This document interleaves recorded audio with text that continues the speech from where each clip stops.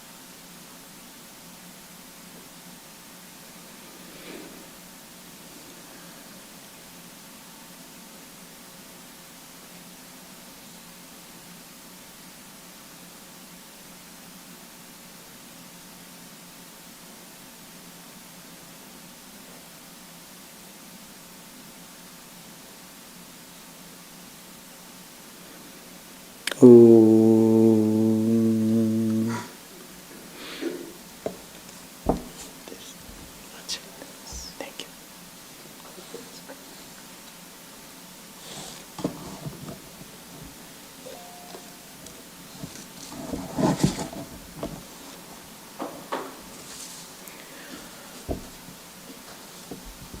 There is an inner voice in all of us, which is all pure, stainless, which is pregnant with truth, unchanging reality. But we don't hear that eternal, pure inner voice, which is ready forever to hold us, to guide us in the midst of our pleasure and pain, joys and suffering, failures and success, our excitements and our frustrations. There is a Upanishadic story. There we find in the early days the Upanishads were being chanted under the guidance of a teacher. And the teacher does not see the book, but they carry the entire Vedas in their memory.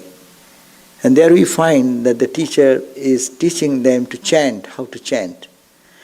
And there are so many students, they used to come to teacher's home, and the teacher would treat them as their own child and teach them the Vedic chanting and the spiritual life and all the things necessary for human growth.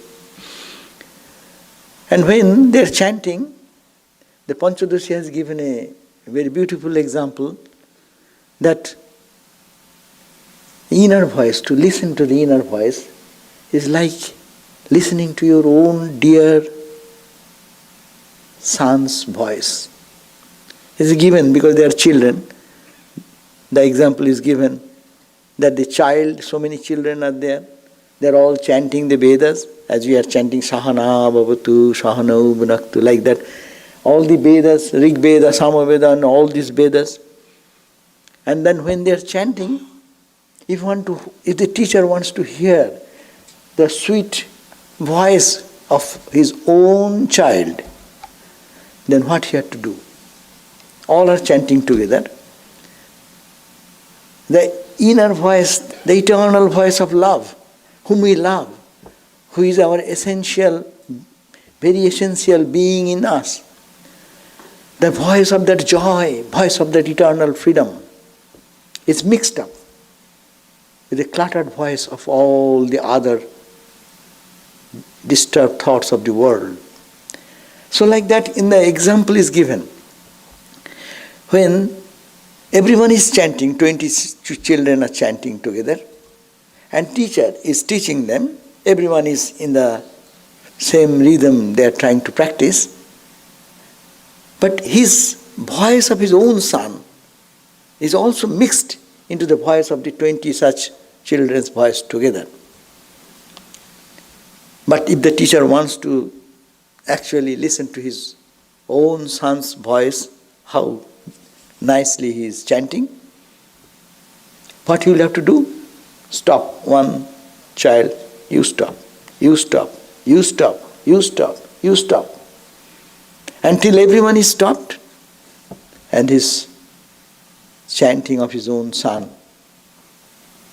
which is so dear to the father, will be available. It is available all the time, but that is mixed with the noise of so many other voices. So in our life, there is the eternal voice going on constantly. But it is cluttered with all the rambling of thoughts whole day. We are busy with so many thoughts, so many ideas. And in split second, we know, in split second, how many thoughts we can think. Now they say, in per minute probably we can think 50 to 60 thoughts. Our mind is so busy. And how to stop this busy run of the mind from one subject to the another subject? If it is not stopped, then the inner voice, which is there, will never be perceived. That's why the inner voice is not a thing to bring from somewhere else. The inner voice is constantly calling us to enter into the realm of eternal peace and joy, that absolute happiness and absolute blessedness, which is calling us, come, come, come. But we have no time. Even if we have a time, we are busy. And we are busy, that eternal voice is just lost into the disturbance of all diverse moods of the mind and its attractions and its engagement. So spiritual life is to listen to the inner voice and to follow that, to listen to that inner voice. We must have to take some means to stop the rambling of the mind, the cluttering of the mind, to run as the mind is running from object to object, one to the another, endlessly and relentlessly going on. They have to be stopped, stopped and stopped. Ultimate experience comes, that's why it is called silence. The inner voice can be heard only in silence. That's why the ancient sages used to go into retreat, to a place where there is less cluttering. That's why even our teachers teach us to do meditation in the morning, because there is so much noise going on as everyone gets engaged into activity. And in the morning time it is peaceful. Therefore, it is much easy to cool down the mind, to stop other jumping of the mind, monkey mind, and so that it can just listen to what is inside going on. So, we must prepare ourselves to stop this rambling of the sound that is created by our mind. And this mind is pulled in millions and zillions of directions. There is the endless attraction of the mind. And wherever mind is going, it is creating a new thought. And thought is just suppressing the inner thought, which is the spontaneous thought of our divinity. This voice of the joy, the voice of bliss. Madhuvata ritayate, as we just chanted now. Sweet blows the wind. In the sound of wind you can find the voice of the Lord. He is calling you. In the sun, in the moon, in the earth, in the plants. The Upanishadic sages are finding that inner silence even in the wind, even in the sun, even in the rain, even in the trees, even in the plants. That is because they have stopped the other noise and they can penetrate into that essential voice which is all the time there. People say, yogis hear the Om sound all the time. It is the voice going on, but who to catch? How to catch it? It cannot be caught because it is mixed with innumerable thoughts and ideas, and mind is full of desire, and mind is running from one to the other, to the other, to the other. Even in the dream, how many people have good sleep during night? Even if you don't dream, half asleep. Thought, is it not? If you can get a good sleep, then you are a yogi. Good sleep means restful sleep. No? Most of the time, even you are not dreaming, but half awake and half in the sleep mood, and mind, look at the mind. What mind is doing? So with this mind, we cannot listen to the inner voice. But there is the voice, and we can reach that. We want to be alone. We need some time in our day-to-day life to practice, to be alone, but not lonely. There are two words seem similar. What I want to say, we want to be alone, not to be lonely. Lonely means there is nobody. I need somebody to support me, to sit there, to talk to, because I am alone. No, not that alone. Alone means I am who I am, to go there. That is our aloneness. But few people are ready for that, to go to the alone state rather than going to the lonely state. Lonely state is a very frightening state. We get frightened when there is nobody around us. But who have really heard the voice of the aloneness inside, that silent voice which is going on, that inner call, he feels, I am constantly in contact with the divine. Why I am lonely? There is no question lonely. Or some of the Swamis sometimes are asked that Swami, he used to come here also, the Swami from Toronto, the earlier Swami. So actually big house, and he used to live alone there. In the physical sense, alone means only one person. And sometimes weekend only people come, not that many people come in the whole week. And sometimes the devotees will say, oh Swami, how do you live here alone? Lonely. No, it is alone. They think alone means you are only alone. But it was a beautiful response he used to give. Why alone?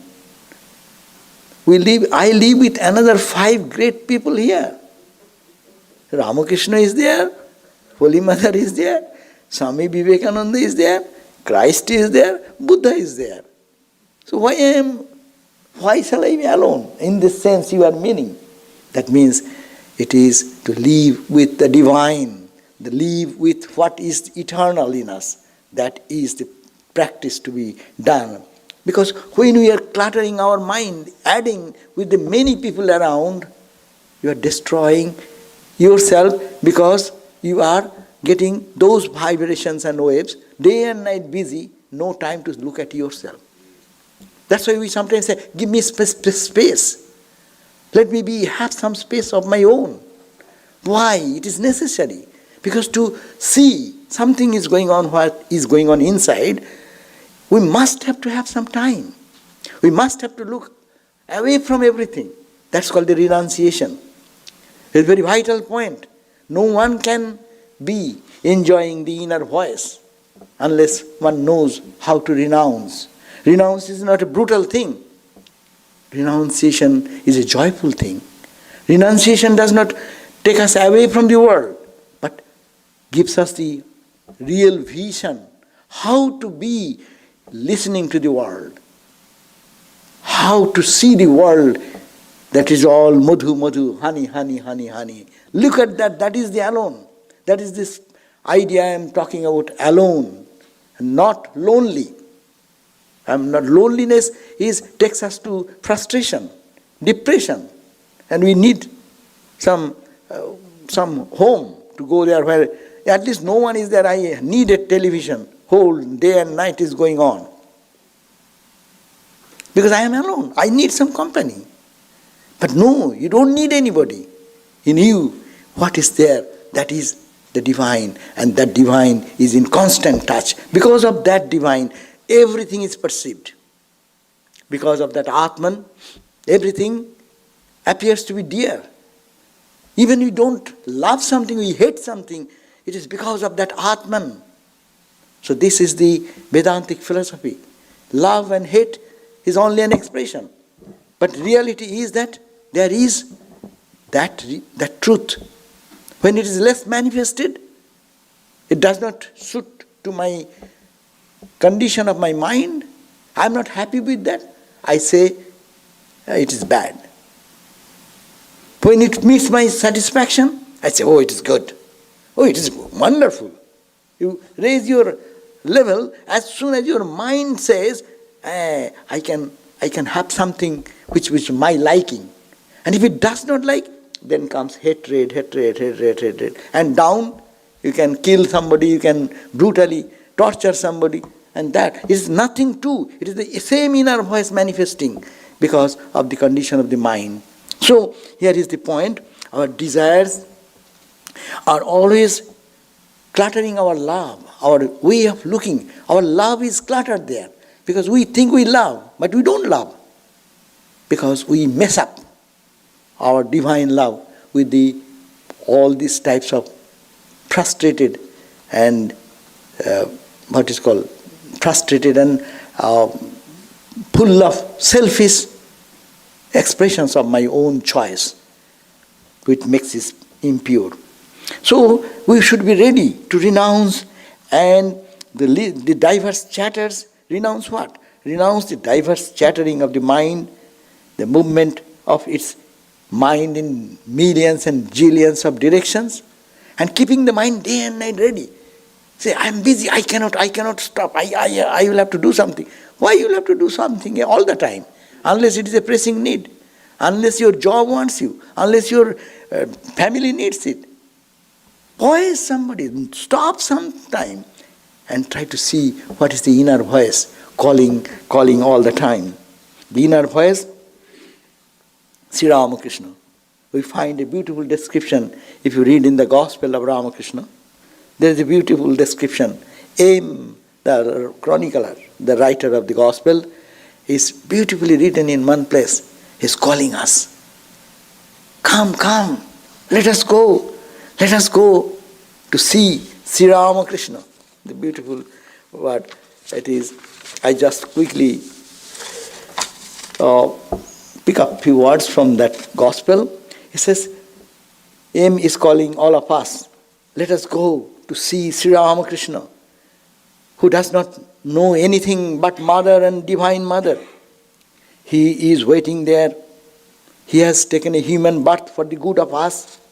He will tell us how we can solve the problems of these deep problems of our present life.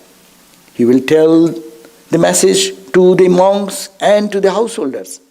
He is waiting at Dakshineshwar in the Kali temple, and he is waiting for us.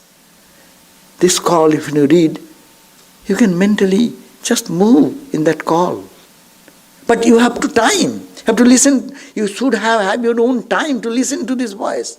It is written in the everyone reads the Gospel of Ramakrishna. It is in the book. But who has the time to follow him and how he described his journey? Let us go. And the pure Ganga is flowing, and it is flowing, and it is reaching the Dakshineshwar, and there is Sri Ramakrishna sitting. What is this? He is the repository of infinite bliss and compassion. He is day and night intoxicated in the consciousness of divine love, and his face is beaming with joy. He is waiting for us. Let us go. See, it's a call. Come, come, come. And what he sees, the reflection of his face, which is full of joy, is reflected in the faces of the devotees sitting in that room of Dakshineshwar. M is telling us, see, that person, Sri Ramakrishna, intoxicated in the love of the divine, is beaming with joy, and his reflection of that joy is reflected in the faces of all the devotees in the room. And then he continues, why in the faces of the human only devotees? It is reflected in the flowing river of the Ganga. It is reflected in the trees and plants of the Dakshineshwar, in the dust of the Dakshineshwar. I am seeing that everything is pulsating with that joy. Come, come, come. Express, enjoy this bliss, this touch of inner peace, no? See, this is the call. Call is all the time there. Call for the inner peace, inner joy, inner dignity, inner divinity. Christ said, oh ye, come, come, with stretched arm, who are heavily laden. But who comes? Few came. The fishermen, few fishermen, who have the purity of the heart, who could listen to the voice of the Master. And then Christ said, I will make the fishers of men. And what it said? Give up. Someone says, oh, my brother is dead. Let the dead bury the dead. What is the call?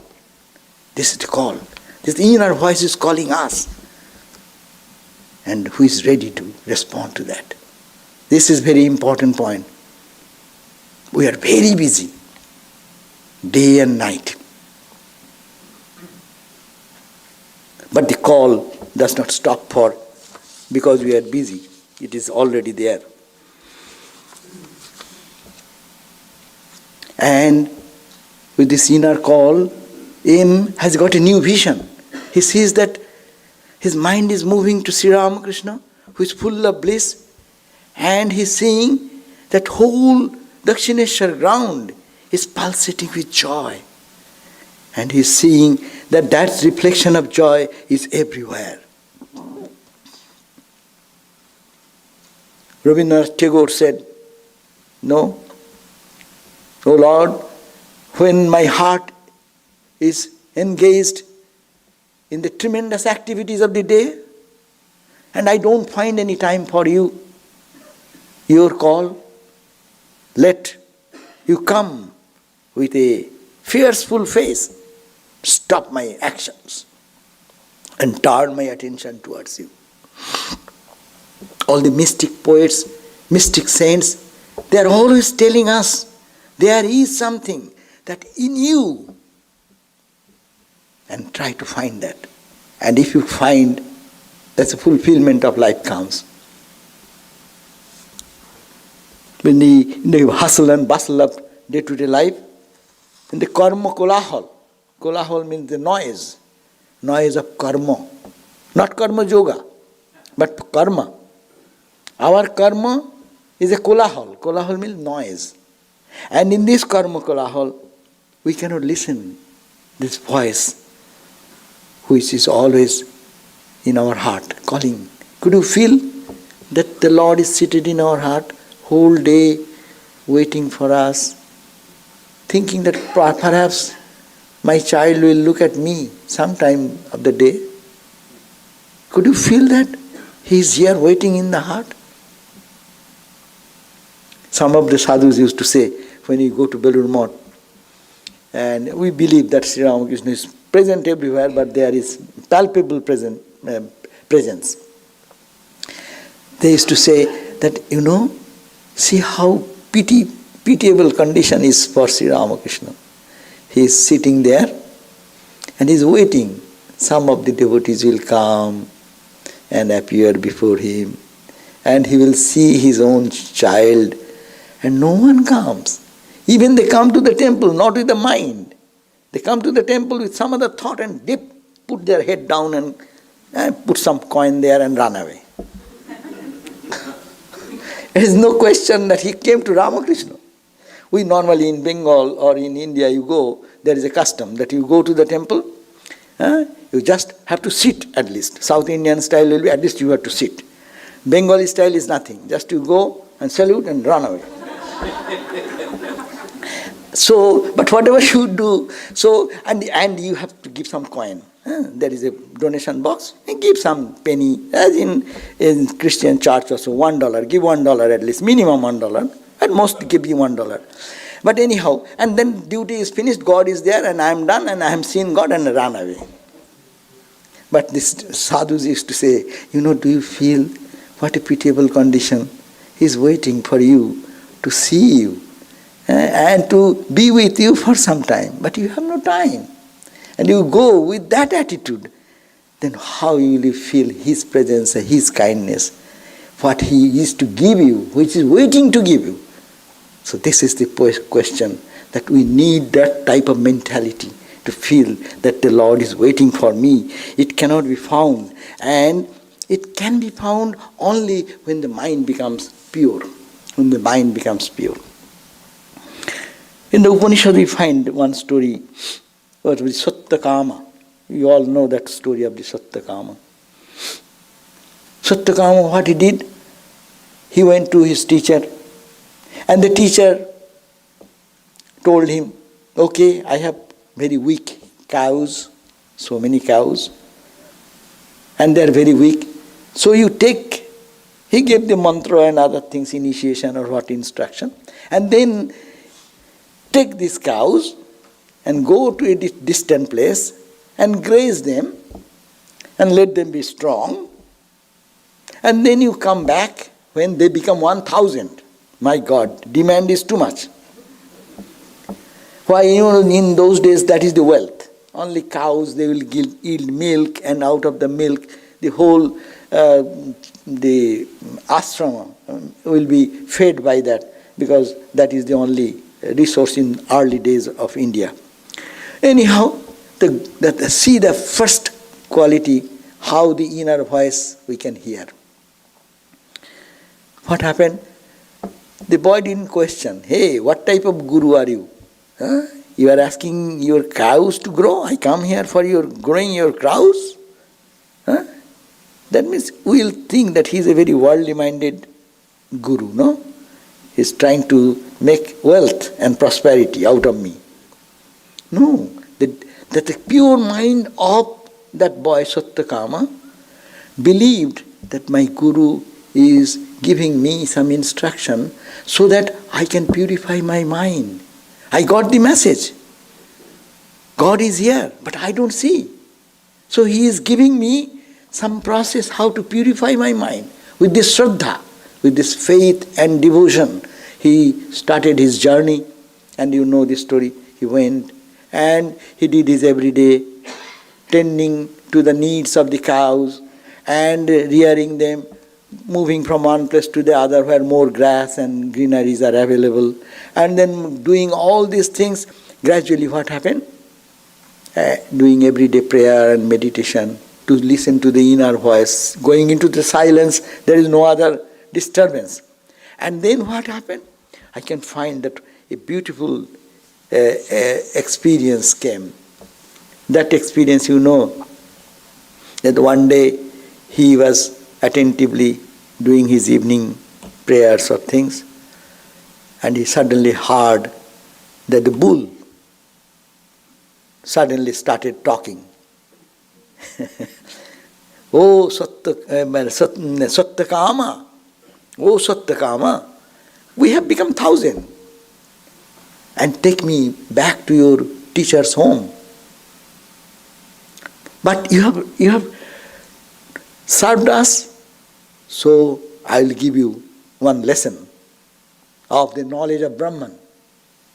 See, the cow is giving, he's talking like human being, or it is the inner voice? Listen that. The inner voice is giving the response. He is listening from the cows. One bull is saying that I will teach you one part of the Brahman which has 4 ways of looking at. I will tell you one aspect of it. And then prachi dikkala, pratichi dikkala. You see, look, whatever you look in the eastern horizon, it is all Brahman. What is that behind? It is all Brahman.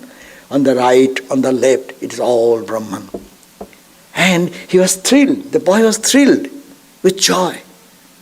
And also, the bull then instructed, you are worshipping the fire god will teach you some more lessons.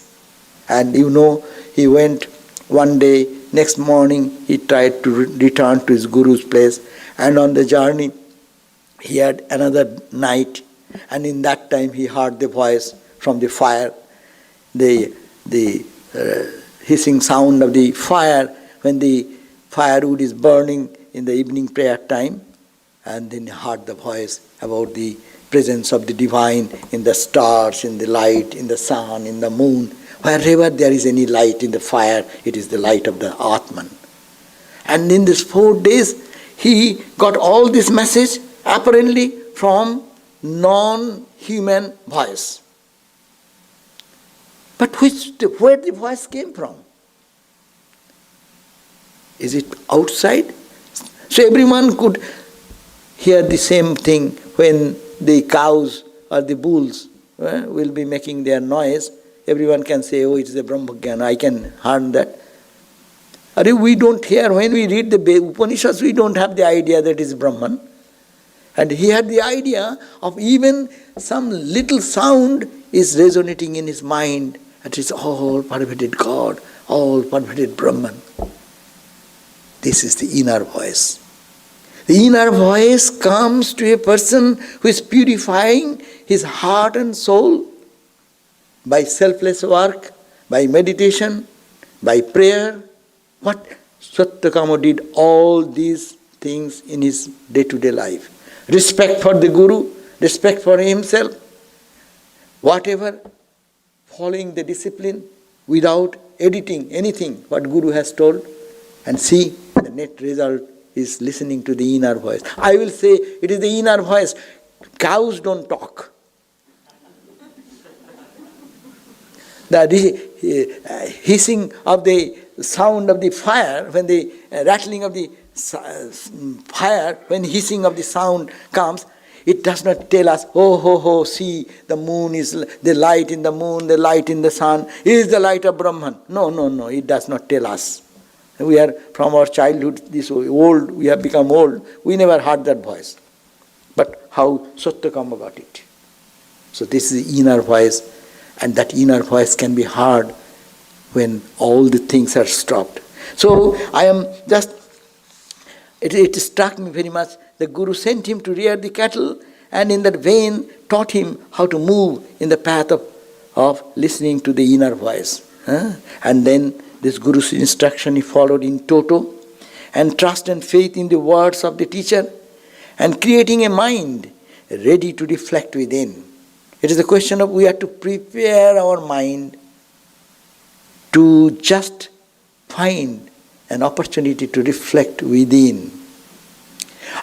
Without reflecting here, we cannot see anything outside. Always it is the Vedantic truth. First see here, then you can see there.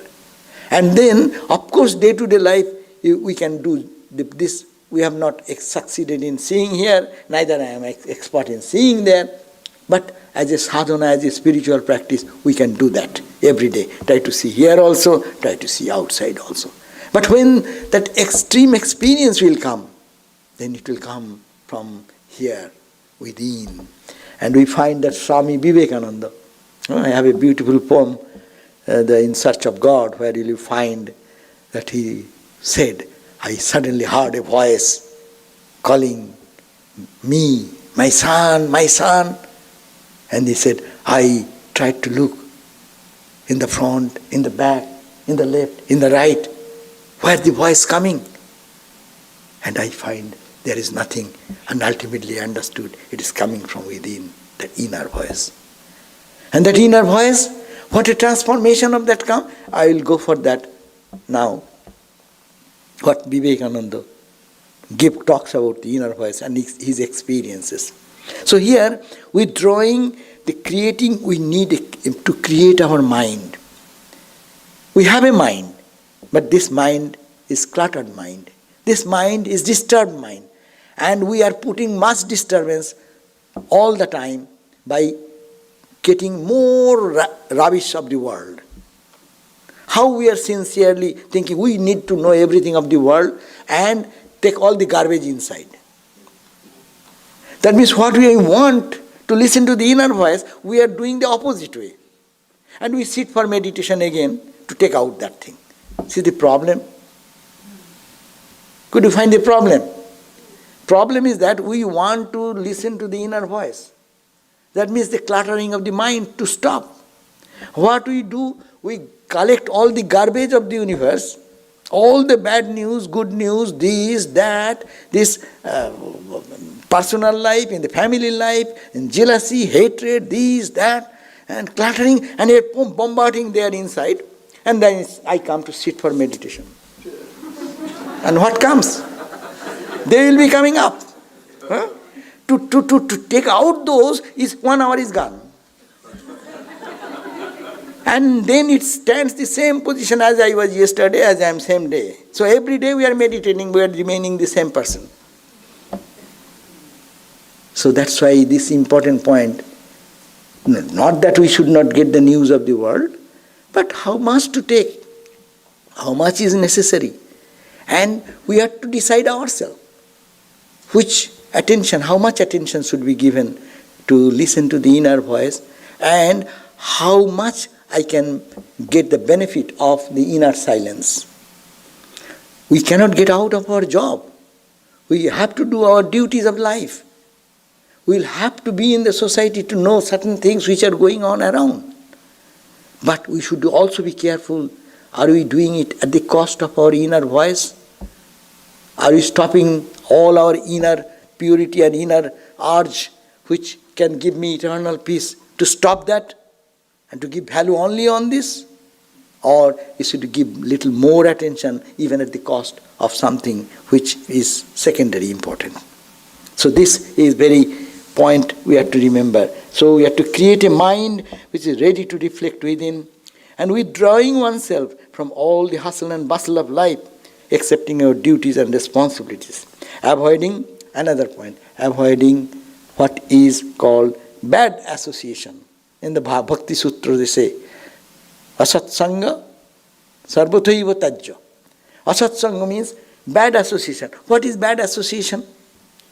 That thought which takes me away from my eternal self. That idea, that situation, that environment which does not allow me to think of my inner dignity, inner divinity, inner soul, to stop and feel who is there in me. If that is to be avoided as best as we can, being in the life situation. So, to be very practical. And that's why, and also, always day and night, engaging oneself into the diverse types of arguments and things. You cannot change anybody. A good thing is good, bad is bad, going on. But how can we utilize the time for our responding to our inner voice? That important point is to be thought. Sri Ramakrishna, in the crying with tears. As the day sun sets, he cried twice. One, he cried for the vision of mother and saying, "Oh mother, I am your child, give your vision, I want to see you, see you." And another day is gone, but you have not appeared before me. That's the inner call she is going on. And he cried and cried and cried, rubbed his face in the bank of the sandy bed of the Ganga, and days and nights he passed in sleeplessness. And then he cried. After attaining all the wisdom and knowledge, he used to go to the roof of the music tower, and he used to cry, "Oh, come, I cannot wait for you." And he cried for the pure souls who will be responding to that call. And that's why we find all the 16 disciples of Ramakrishna, monastic disciples, so many wonderful householder devotees like Aim, like Balram Bosu, Gopal's mother, and all wonderful pure soul who are responding to the call. Many are called. Of course, we put it also in God's hand. Many are called, few are chosen, as if God does not choose us. I don't want to take that idea, but I can explain it in proper sense. Many are called. God's voice is going on. But few are chosen. I would say, Upanishad also says, who can choose? It's God chooses or you choose. If you say God chooses, then he is partial. But God has no choice. He wants all of us. But we choose. We are choosing toys. Sometimes mother is there, but the baby's ma brings those toys, of course, and the child becomes very engaged into it. Ma does her own business. So the call, many are called, and Sri Ramakrishna is calling and calling. That's why you are here. Today we are here because of the call. And that call resonated in the heart of Vivekananda and Brahmananda, and they lived the life, renunciation, listened to the inner voice, got excited with that information, and then they came and bombarded the idea of the divinity of the soul in this country, which has this tremendous impact all over the globe, particularly in India. India arose in its own spiritual self again because of this call, this inner voice. So Sri Ramakrishna is calling like that, Christ is calling like that, Buddha is crying like that. But who listens, who have the time to respond to this call? Therefore, Chitta Suddhi is purification of the heart is necessary. John, Mark, Matthew, Luke, they were all pure-hearted. That's why they could listen to the call and they could respond to that call. We are listening, but not listening, we are hearing. I used to say, they translate the word Sravana, but one of our nuns told me that Sravana don't translate as hearing. As why? Well, hearing means you are not attentive. That means you hear this way, it goes this way. But listen means you put little attention. So I am talking about listening. Who is listening to the call? And those are the blessed people. And therefore also the call is coming all the time, as Christ said in the Bible, the Word and God, Word was God, in the beginning there was Word, and the Word was with God, and Word was God. That Word, that voice is the inner voice, always in our heart calling. And different yogas we can follow to reach that purity. Actually, Swami Vivekananda says in his Search of God, that beautiful poem, where he says that this call is happening, but we are not there to respond to that call. Swami Vivekananda says that I was searching for God here and there. In hill and dell, in mountain caves, I was searching for you, O Lord, and I spent sleepless night. Swami Vivekananda, I'm just paraphrasing them, that he said, I searched in every holy places and every holy saints. I tried and I wanted to talk about my beloved Lord, where I can find him. And he said, I went to all the places of pilgrimage. I went to the mountain caves and all the holy places and holy people.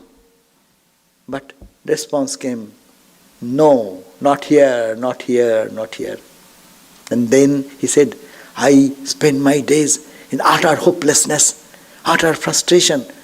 But like a madman, I cried, where are you, O Lord? Please, please come before me. And then years then passed in bitter cry. Each moment seemed an age, till one day, amidst my cries and groans, someone seemed to call me. A gentle, soft and soothing voice that said, my son, my son. That seemed to thrill in unison with all the chords of my soul. I stood on my feet and tried to find the place the voice came from. I searched and searched, turned to see, round me, before, behind, again and again. And ultimately I understood that it is you, O Lord, you are here, sitting in my heart for all eternity, and I am searching for you in all hill and dale and mountain caves. And now what happened after this? After this experience, what a transformation. I see you, Lord, in hill and dale, in mountain caves. I find in the creepers and plants, I find in the sun and moon, I find in the friend hugging a friend. You stand between them. I see when the mother is kissing the baby, that love, you stand in between them. When a friend is shaking hand with his friend, you stand there, you are standing there. What a thrilling experience of me. I would have been very happy to quote that, but ill luck that poem is not here. But I have given you some idea of the poem. You will be enjoying much more if you have that poem. Read, at least you read that, In Search of God. That is the name of the poem. Where it comes from, as if God is nowhere. And we are searching outside, outside, outside. Being alone. Mind it. Being alone. Not being in the world and 24 hours absorbed in the thoughts of the world and absorbing all the negativities of the world. I searched for you, O Lord, in temple, in church, in holy people, in holy sages, in places of pilgrimage. But I could not find. And what did I find? I find here. Suddenly I heard some voice calling from me within. And I find that you are here, sitting here for all eternity. And I am searching for you in every place. And then the transformation. See, seeing here, transforming the whole universe. Then in every place, wherever there is a touch of love, wherever there is an expression of beauty, it is Vivekananda sees the presence, that divine is present here. That is the inner voice resonated here and manifested in this way. So what a grand transformation comes if one can listen to the inner voice, which is always ringing in our heart. But we must have to be ready for it. And we must have to pay the price of it. What is the price? What is the price? Hey, renunciation of what? Renunciation of that thing which is distracting my mind from divine.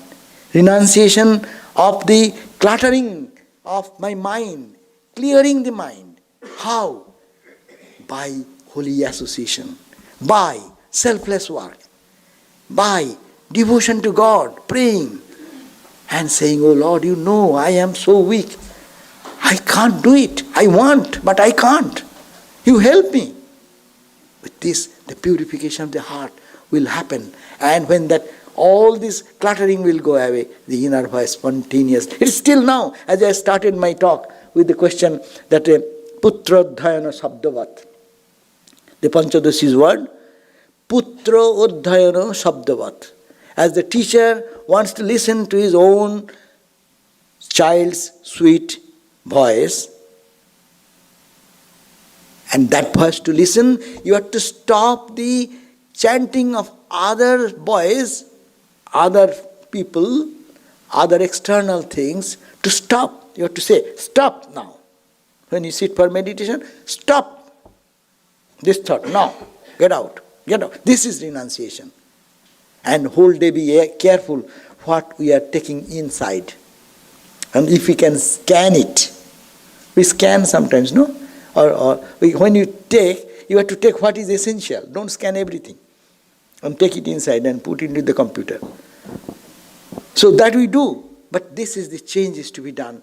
And that purified mind then will give us the touch of that glimpse. And what a great change, transformation will come. That is called seeing God everywhere. From seeing God nowhere. Seeing God everywhere from the state we are, seeing God nowhere.